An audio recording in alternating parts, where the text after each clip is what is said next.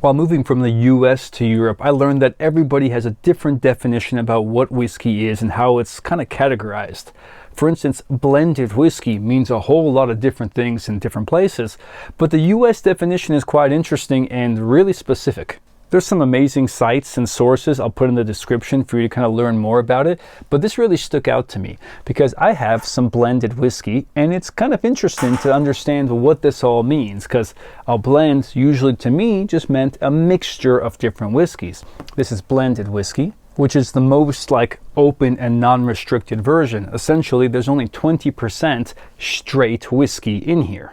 The other 80% can be anything else. And there's very little restrictions on what that is. I mean, it should be whiskey, of course, but it could be neutral, it could be light, it could be anything.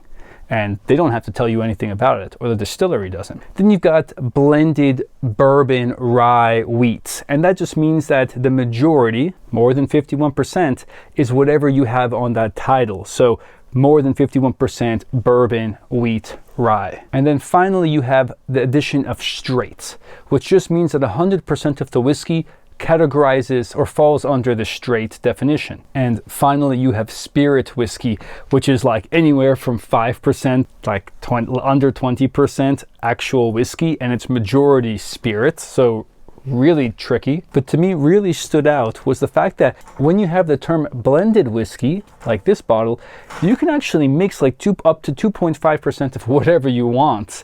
And it's kind of vague on what exactly can and what can't you mix in. So it's really interesting because, yeah, it's probably been colored, but who knows what else is in here. But that 2.5% of anything is just crazy.